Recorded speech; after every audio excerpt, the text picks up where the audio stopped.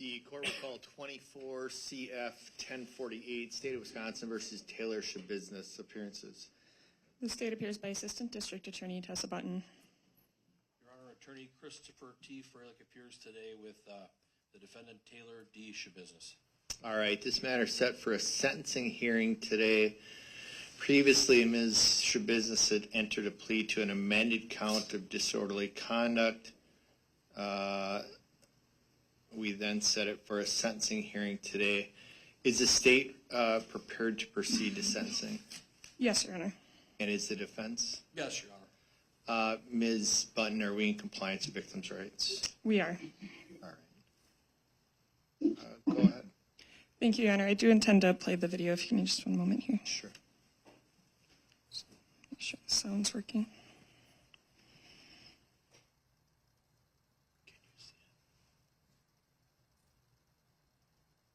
You're in the bathroom.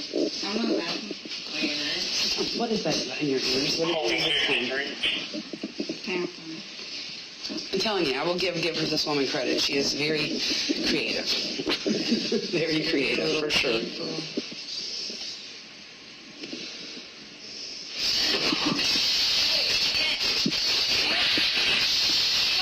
Stop resisting! Stop! Stop resisting! No!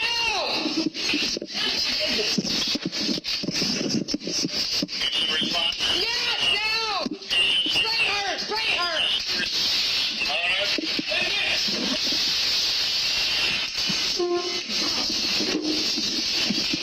Let's see deployed! North room between RH2!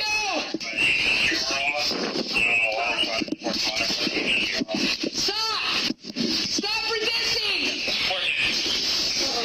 Get out of the way.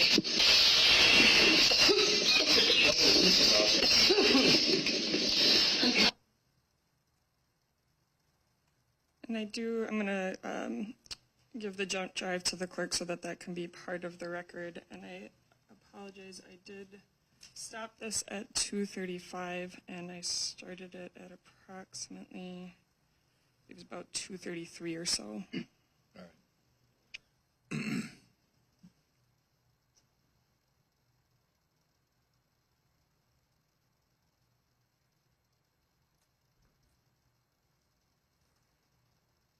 Who the hell is this guy? That's somebody else for a different case. Thank you. No, that's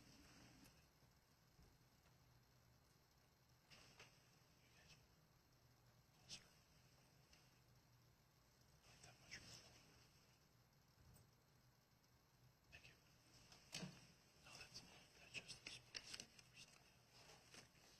That's nothing in our case.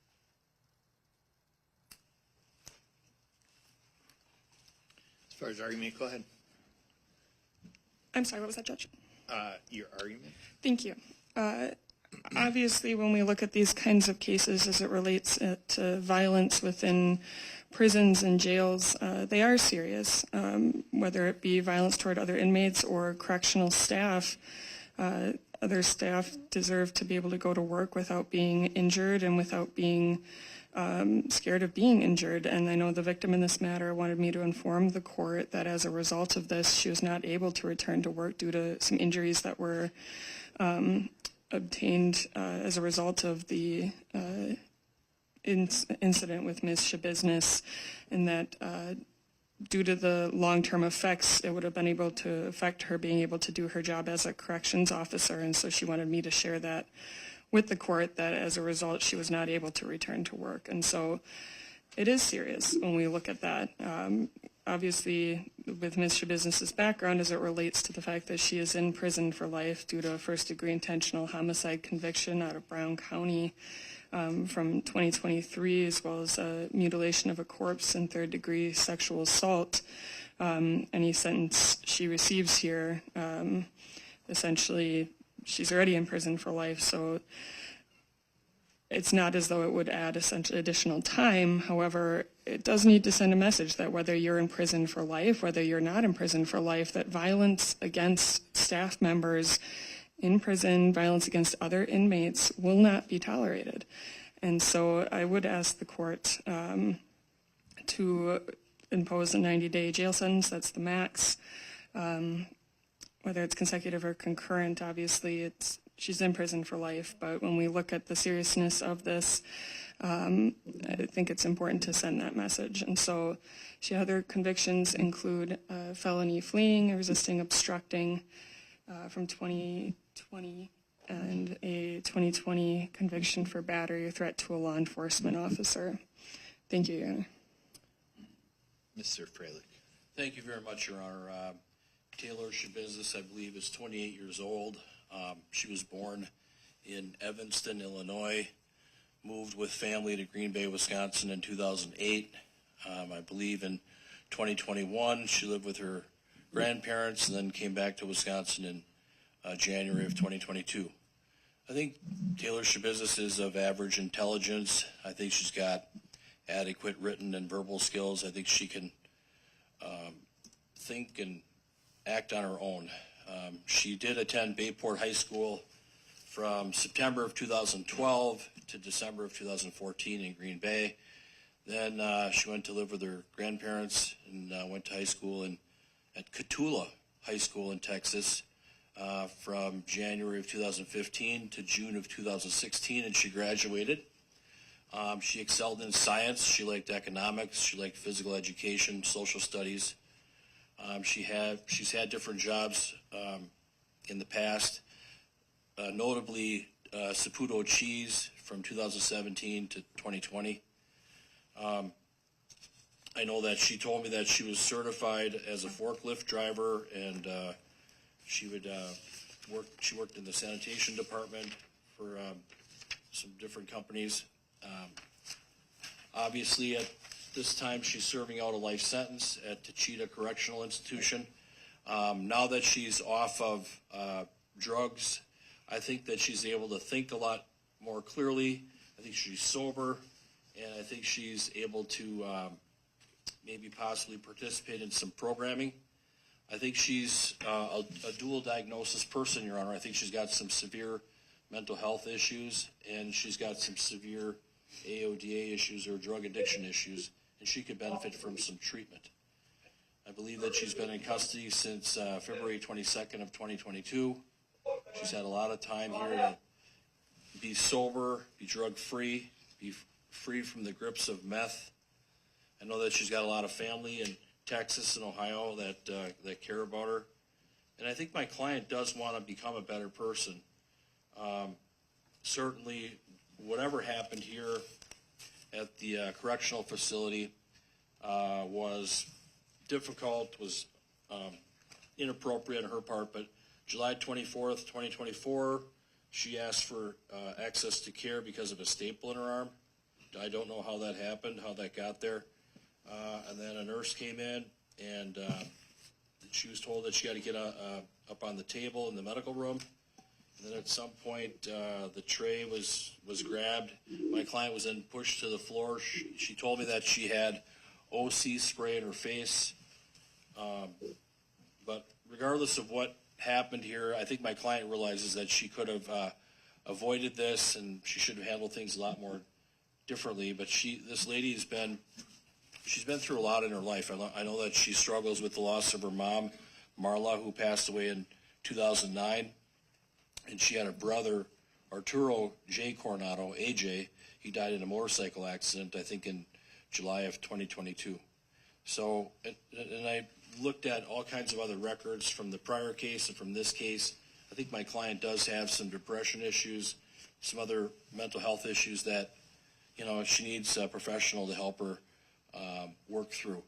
I think she needs some treatment. I think she's got maybe some PTSD, post-traumatic stress disorder. I don't think she's a throwaway. I think she's someone who needs some attention. And I know that I think counseling can help her overcome some of the maybe anger issues and other issues that she has going on in her life. But I think she did get scared. I think she was afraid when the nurse started to take that staple out of her arm. And I think my client knows that she should not have done what she did. But, when a staple or stitches or anything is removed from your arm, it could cause pain, and it may have been a reaction to pain, not really sure. But the resolution here has been a disorderly conduct misdemeanor offense, I'd ask for you to consider 10 days jail concurrent to any other sentence and pay court costs. Thank you. All right. Mr. Business, you have a right to address the court. It's called your right of allocution. Is there anything you want to tell the court before you pronounce sentence? Well, I ain't no reason, and I didn't mean to go off on that like that at all, and I'm sorry for that, how it came off like that. It didn't mean to happen that way, and it shouldn't have, and I should get 10 days at least on the bracelet or something like that. All right. The court is supposed to consider three things at sentencing: the seriousness of the offense, the need to protect the public, and your character, what kind of treatment needs that you may have. As far as the seriousness of the offense goes, it's assaultive behavior in a confined setting, in a prison setting. It's serious for that. It was amended down to disorderly conduct. I think that amendment probably adequately addresses the facts of the case and takes into consideration your agreement to enter a plea to that count. But again, it's serious because the incident happens in what should be a secure setting. Not only is it a place that people are being housed, taken from society, but there's COs that work there, there's medical staff that works there, there's social workers that work there, and they should be protected as well. The need to protect the public, Mr. Business, due to your current situation, the public at whole maybe doesn't need to be protected from you. But as I said, the other inmates and the workers at Techeetah, they should be protected from you. And so this kind of behavior is inappropriate, and it's dangerous. It's dangerous to yourself as well. You could have been hurt, seriously injured, or anybody else that's involved in the situation. I do know you're here to take responsibility for your actions. I give you credit for that. I think that goes to your character. I also think that your willingness to accept responsibility played a part in the state's amendment from a felony to a misdemeanor. And so I think that's addressed in that regard. Given all that, given the maximum penalty you face potentially is 90 days in jail or $1,000 fine, the court does find a maximum sentence is probably appropriate. The court will sentence you to 90 days in the Fond du Lac County Jail. That'll be consecutive to any other sentence.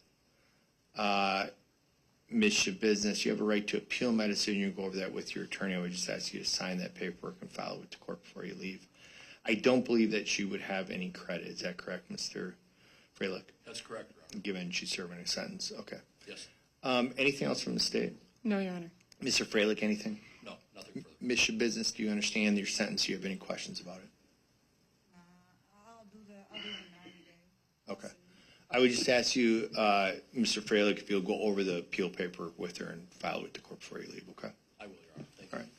With that, we are adjourned. Thank you. Thank you, Your Honor.